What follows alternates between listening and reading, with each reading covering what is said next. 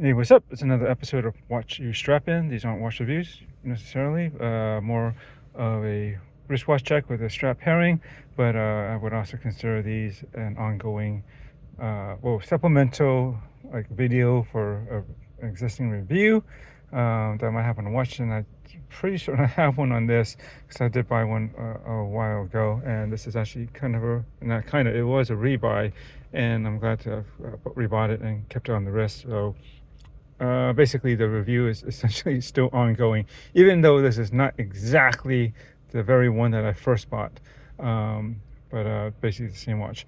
And I would consider these also ongoing user experience, reviews or experience videos, just to talk about a watch. And so this is definitely ongoing, and this is the TAG Heuer Aquaracer Solargraph in titanium, which is still, like, I believe, my favorite version of all the modern Aquaracers at this point. They have made some changes and some improvements over, at least with the automatic models and the ones in stainless steel. But this one still really just hits the right spot for me in terms of color, tonality, and the wearability, and just overall look. It just feels and looks cool and right to me. And I've definitely tried this on a number of straps, and today this is actually the fourth strap that I got from StrapsCo a little while ago, but not somewhat recently. I bought three. Usually, so far it's been you buy two, you get a third one for free. So basically, the price is discounted and spread out amongst three straps.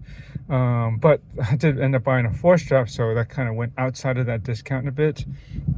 But I just didn't see myself, that's all the straps that I knew I definitely wanted to try and get from the brand, and we'll see how it goes before I commit to more straps from them. And so the first three were basically all perforated, like rally straps. You've seen them, I've shown them prior on some other videos on Seiko SCEB 009, if I'm not mistaken. It's the bullhead chronograph. I've shown it on another rally strap on my other TAG Heuer, the Formula 1's Solargraph, that white dial with the black and red accents.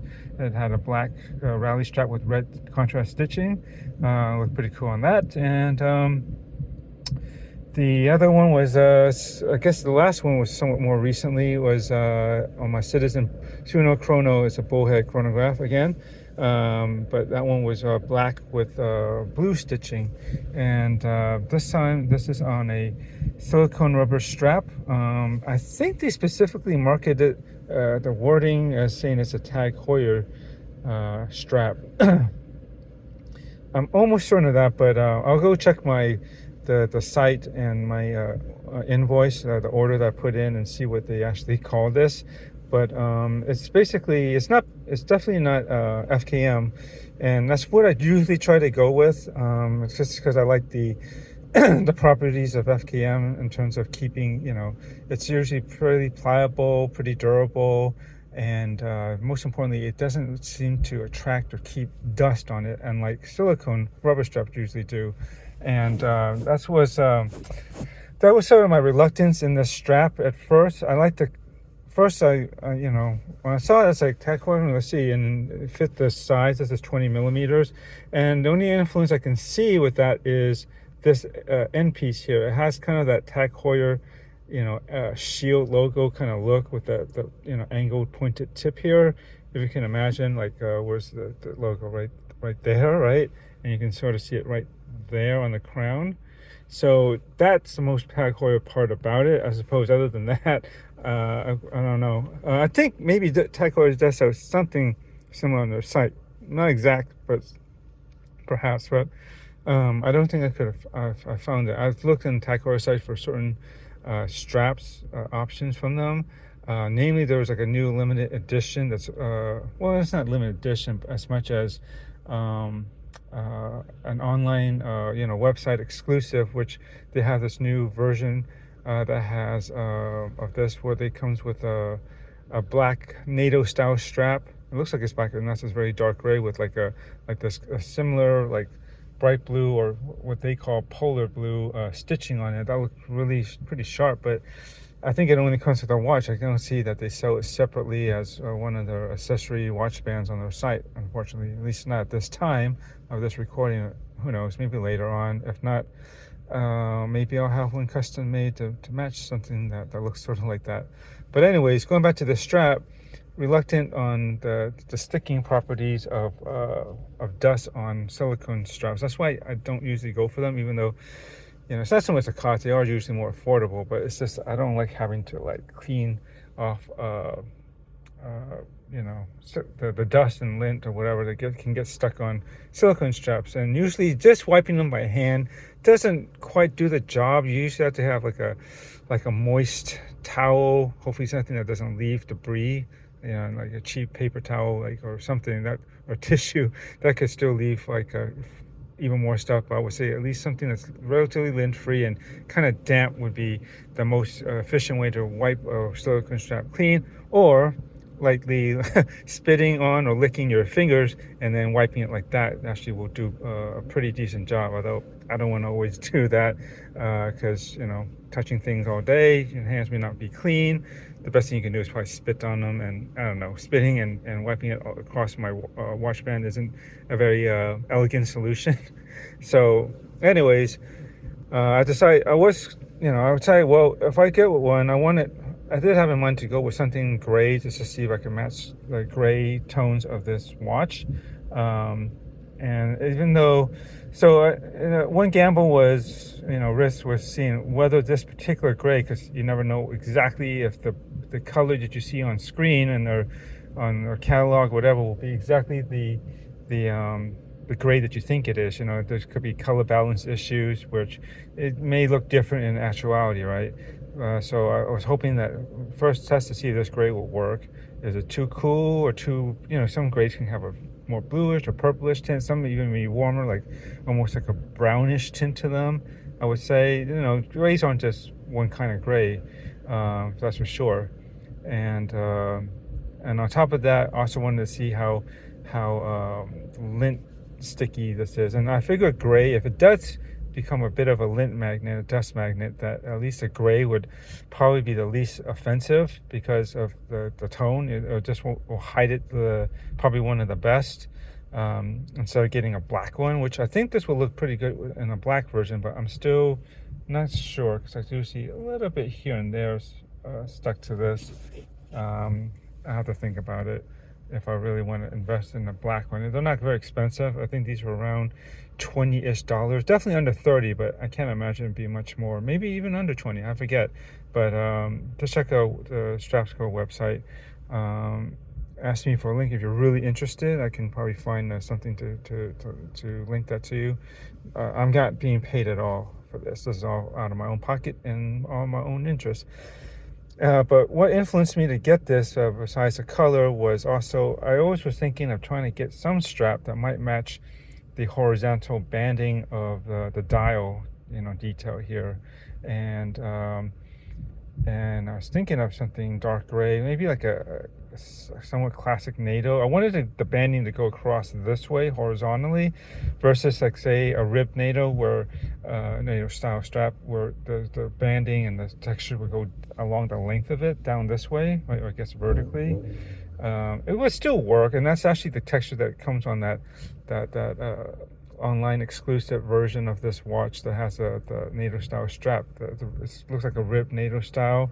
And it goes down. It actually works, but I was thinking horizontal, and this kind of works. You know, it's not as the same thickness and everything, but you know, it's got all this banding and you know, texture going down here, and it sort of matches some of the theme that's on the watch dial. But here we go. And I think it works. It's comfortable. I mean, silicone rubber, or should you just call it silicone? But I say silicone rubber. It's generally pretty pliable and comfortable. Sometimes it can be a little too pliable and flimsy feeling, but this has just enough substance and to it where it doesn't feel flimsy. I like the look of this at the end. It's just one small detail, but and it's usually on the opposite side of where I can see, but I know it's there, and I think that matches also the TAG Heuer, you know, logo theme. Again, the lint on this, I probably I can't see as much as there might actually be on this, and I think that is because of this particular gray color. And I think that it's not an exact match to like the grayish tone of the titanium, or the dial, of course, not as dark, but it sits somewhere in between. And I think because it's gray on gray, I have this kind of monotone, or tone on tone look rather. It works. It doesn't look off-putting. It looks about right, and it looks good. And one last note: the buckle that came with this was a little bit big or long, and also the tang, this little thing that runs through the hose, right? I think that's what you call it.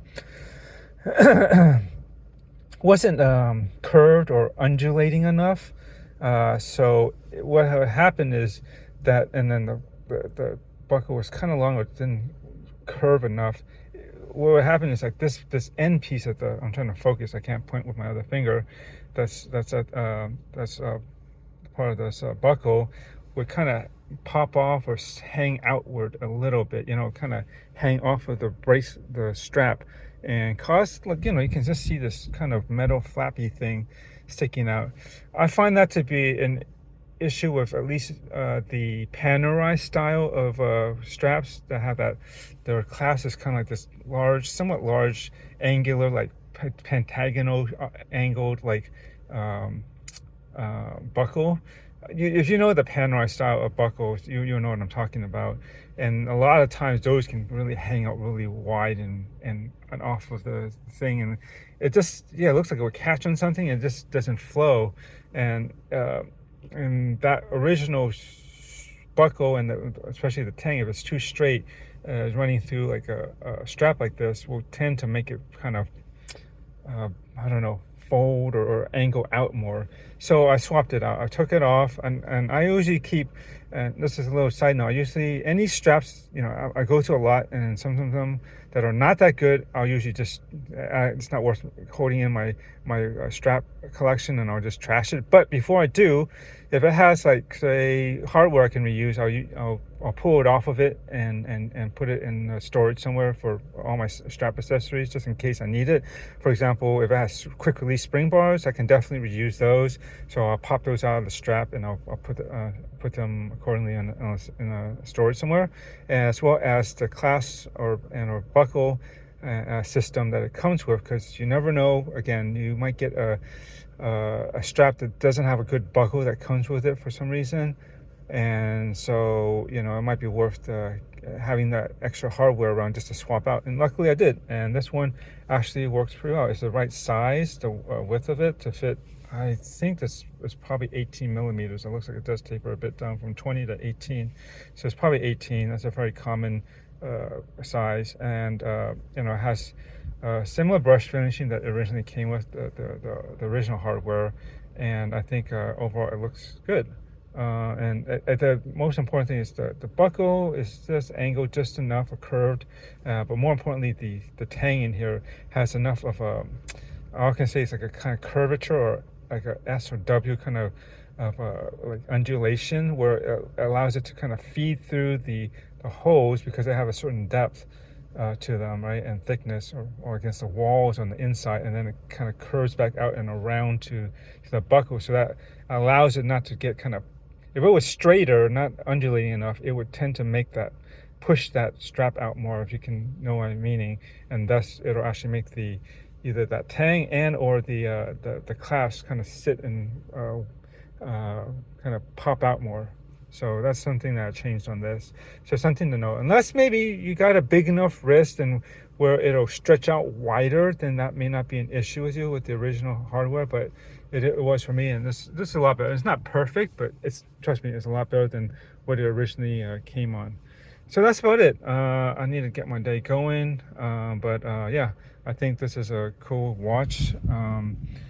I really glad I went back to it. It's been super accurate. I think the last time I reset for daylight savings time, maybe, or I don't know. I think it should have been a while ago, but I could have sworn the last time I reset this was in May or March of this year, 2025. It's been at least 7 or 8 months since then. It's October now, and it's only like gained 1 second.